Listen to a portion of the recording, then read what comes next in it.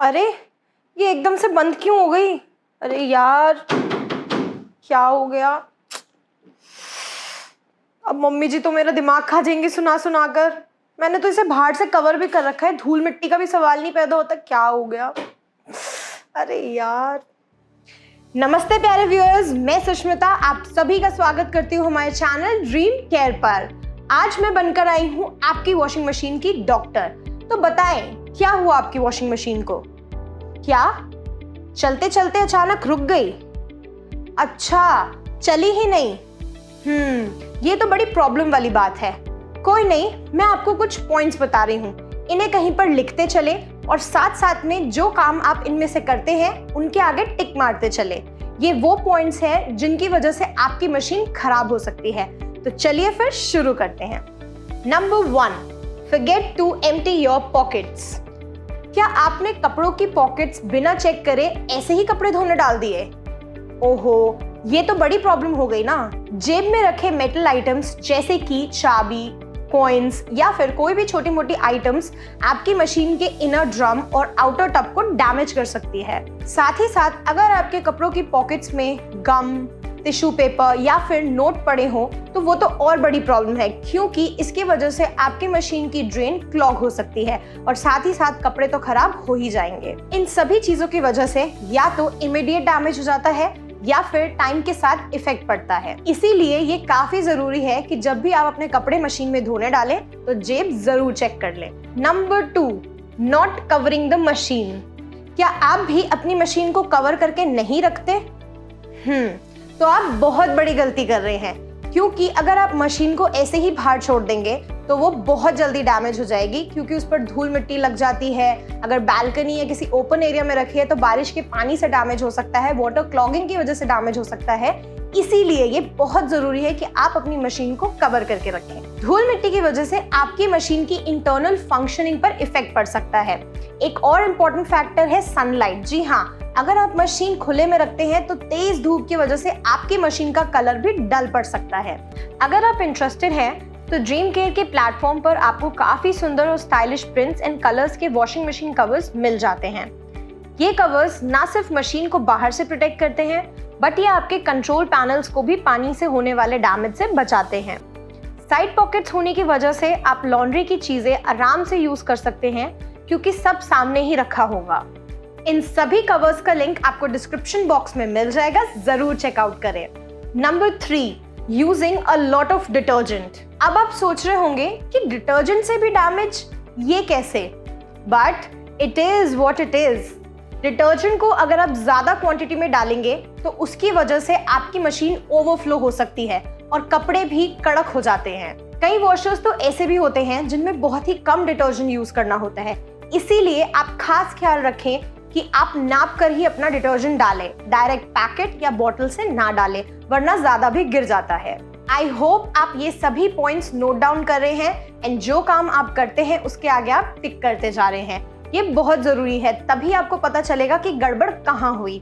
अगले पॉइंट पर बढ़ने से पहले अगर आप हमारे चैनल पर नए हैं तो जल्दी से इस चैनल को सब्सक्राइब कर लें और वो बेल आइकन दबाना ना भूलें, तभी तो हमारी आगे आने वाली हर अमेजिंग वीडियो आप तक पहुंच पाएगी। Number 4, overloading the washer. ओहो, मैं क्या बताऊं, ये तो वॉशिंग मशीन की सबसे बड़ी बीमारी है।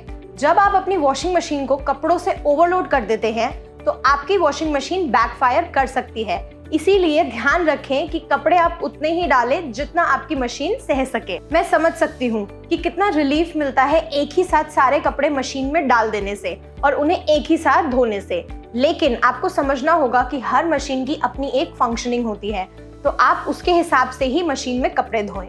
एक ओवरलोडेड मशीन को एक्स्ट्रा एफर्ट्स करने पड़ते हैं कपड़े धोने में, क्योंकि उसकी मोटर पर इफेक्ट पड़ता है एंड उससे ओवरहीटिंग भी हो सकती है। इस ओवरहीटिंग की वजह से अगर डैमेज इमीडिएटली नहीं भी दिखेगा तो टाइम के साथ अंदर ही अंदर मशीन डैमेज होती चली जाती है। कई बार तो ऐसा भी होता है कि कोई छोटे मोटे कपड़े ड्रम से बाहर गिर के मशीन में फंस जाते हैं, इस वजह से भी डैमेज कॉज हो जाता है। इसीलिए आप ध्यान रखें कि जब भी आप ड्रम में कपड़े फिल कर रहे हैं तो वो पूरे ऊपर तक ना भरे हों, थोड़ा स्पेस रखें ताकि कपड़े आराम से घूम सके एंड मशीन को अपना काम प्रॉपर करने को मिले। Number 5, overloading the dryer. आप जानते ही हैं कि एक ड्रायर का काम होता है कपड़ों को सुखाना, तो वहां पर तो ऑलरेडी हीट होती है। उस हीट को अगर प्रॉपर्ली बाहर निकलने की स्पेस ना मिले तो डैमेज कॉज हो जाता है। अगर आप अपने ड्रायर को पूरा ऊपर तक भर देंगे तो एयर को प्रॉपर्ली सर्कुलेट होने की स्पेस नहीं मिलेगी, जिस वजह से आपका ड्रायर भी ओवरहीट हो जाएगा। इसीलिए ध्यान रहे, वॉशर की तरह ही अपने ड्रायर वाले पार्ट को भी ऊपर तक ना भरें, थोड़ी स्पेस रखें ताकि आपका ड्रायर अपना काम अच्छे से कर पाए और ओवरहीटिंग अवॉइड हो पाए। अगले पॉइंट पर बढ़ने से पहले अगर आपको ये वीडियो पसंद आ रही है तो जल्दी से इसे लाइक एंड शेयर कर दें। चलिए वेट मत करिए, करिए like. Number 6, leaving wet clothes in the machine.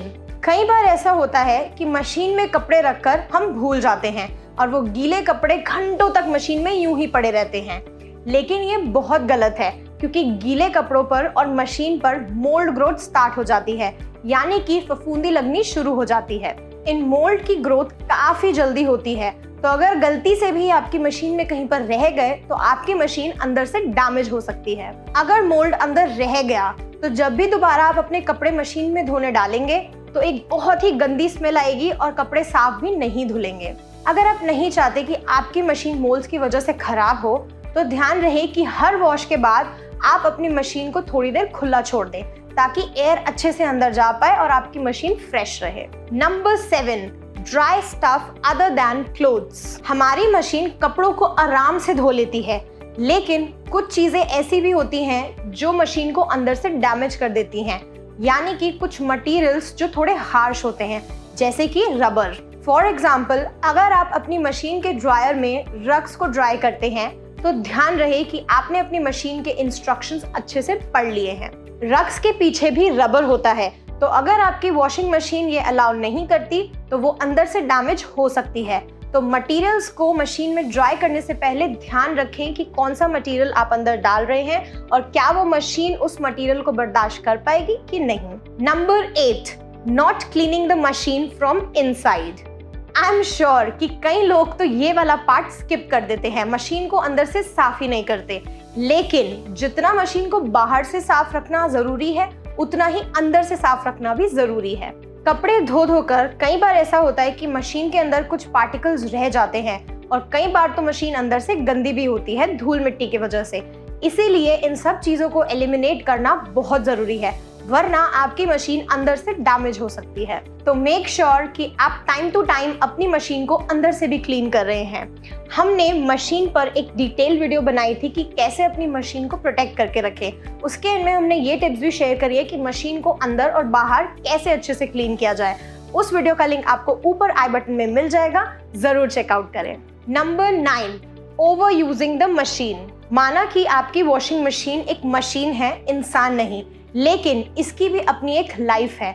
अगर आप अपनी मशीन को ओवर यूज करेंगे तो वो समय से पहले खराब हो सकती है। एक मशीन की लाइफ स्पैन डिपेंड करता है कि आप उस मशीन को कैसे चला रहे हैं और कितना ऑफन चला रहे हैं। अगर आप डेली कपड़े धोते हैं तो ध्यान रहे कि आप अपनी मशीन को ओवरलोड ना करें ताकि वो अपनी नॉर्मल एफिशिएंसी के हिसाब से चले। वहीं कुछ लोग ऐसे भी होते हैं जो मशीन को दिन में 2 से 3 बार यूज करते हैं, तो वो बहुत गलत है, क्योंकि इसकी वजह से आपकी मशीन ओवरहीट हो सकती है और उसका लाइफ स्पैन कम हो जाता है। तो ये थे वो पॉइंट्स जिनकी वजह से आपकी वॉशिंग मशीन डैमेज हो सकती है। क्या आपने ये पॉइंट्स नोट डाउन करे?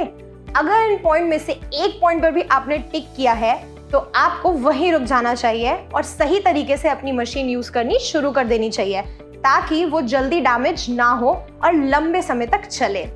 इस वीडियो के लिए बस इतना ही। मैं आपको मिलती हूँ अपनी अगली वीडियो में। अगर आपको ये वीडियो पसंद आए तो नीचे कमेंट सेक्शन में हमें अपने व्यूज जरूर बताएं। तब तक के लिए खुश रहें, सुरक्षित रहें।